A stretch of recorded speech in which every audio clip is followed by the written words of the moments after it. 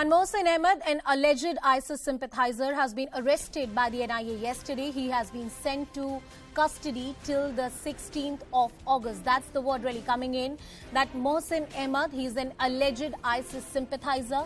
He was arrested by the National Investigation Agency yesterday. Now, you remember that ISIS works on this module where they create their sympathizers or people who work in separate cells. They are people who are planted at different locations. What this case is really about, and ahead of the 15th of August, there is also abundant precautions, security drills which are taking place across the country. So in the light of the upcoming Independence Day celebrations as well, all these arrests and crackdown by the NIA become very, very important. What exactly this case is about, what are the key charges, we'll try and connect with my colleagues and get more details on the story. But 16th of August, that's the date till when he has been sent to custody. After that, he'll once again be produced before the court. Usually in terror charges before an NIA court, the proceedings happen in camera. The evidence or any kind of proceedings are not really available to people at large. Ananya Bhatnagar back with us on the broadcast. Ananya, tell us more about this case. Well, yes, definitely. This was an arrest that has been made by the National Investigation Agency a few days ago. And this was a big development that is coming ahead of the Independence Day. And this person was basically having connections with the ISIS, and he is actually, in fact, accused of providing funding through Syria as well. So he has been now given out to custody to the NIA till the August 16. Remember that he was produced a day before yesterday before the court at the end while he was arrested by the National Investigation Agency. A one-day police custody remand of this accused was given out to the NIA as he was produced before the duty MM, and the duty MMs are not in power to give more than 1 day of police custody remand. But today, while he was produced before special NIA judge of the Patiala House Court, also the district judge of the Patiala House Court, and the court has now awarded custody till August 16 of this particular accused person. He was brought to the court, produced before the judge, who, after hearing the NIA's application, as what our sources say, about seeking custody of this accused person, accused person, has now remanded him to custody till August 16, because the NIA court proceedings are completely in camera in nature, seeing the national security risk involved. We could not gather as to what the NIA has said in its application and how much the NIA had sought, but then August 16 is the day he will be produced back before the court at the end of Ananya, very briefly, can you tell us a little bit about this case? What is this case? Is he associated with other people? Are there other accused in the case? Do we have a broad idea about who this case, what this case really is in which he's been arrested? Well, this is a particularly a new case wherein the NIA conducted raid in the Batla house area of the national capital.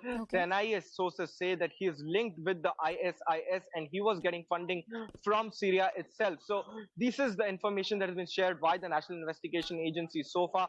More details would be coming out as soon as his interrogations are complete, and it would be very, very crucial to see as to what he tells in his interrogation and whether or not he had some role to play in providing for a terror module in the country, or whether he was actually involved with some bigger terror motive or not. So we'll have to wait and watch as to what happens in the interrogation. But then for now, August 16 is the day he will be produced before the court. Thank you, Ananya, for getting us all the details for this important story. Thank you so much for joining us on the broadcast. We'll continue tracking all the developments. Let's now move on and talk about this another important story. Days after the alleged BJP leader Shrikant Tyagi was booked for hurling abuses and assaulting a woman in Noida's Grand Omic Society, after she objected to his encroachment of the common area, Yogi government has taken action. Police officials reached the society along with bulldozers early today and raised Tyagi's illegal constructions. Police sources tell CNN News 18 that Shrikant Tyagi, who was last dragged in Rishikesh yesterday evening, is likely to surrender today. Sources further suggest that Tyagi owns 15 shops in Bangel area of Noida and that the illegal part of those shops will be bulldozed too. Noida police has also declared a 25,000 bounty on Shrikant Tyagi. My colleague Yash Goyal is joining us live from the society where that entire incident unfolded and the eventual demolition as well.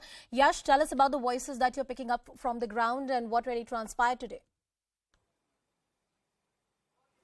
So, Anusha, when we spoke to the people of this particular society, they were quite happy with the action taken against Shrikant Tyagi's illegal construction here at Omex Grand in Sector 93 in Noida.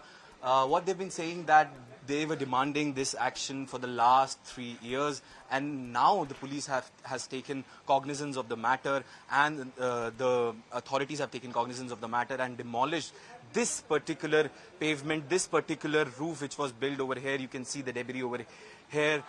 This was done early in the morning around 9 p.m. when the officials entered the Omex Grand Society, and they then first they actually did a recce of the entire area, and then they tried to understand what all areas are built illegally.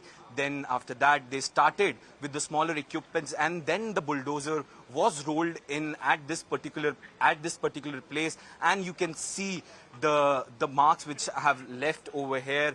This entire pavement was demolished as it was built illegally by Shrikant Tyagi. Not only this, there is one more roof which was built illegally just behind this very area, which was also demolished by the authorities. When the demolition was going on, there was the locals and the residents were gathered over here, and they were actually very happy, and they were praising the Yogi Adityanath government and the local authorities for taking action against Shrikant Tyagi, because as per them, this action was due for quite a long time, and Shrikant Tyagi has been hurling Yash, I'm this just sort going of to behavior. interrupt you there.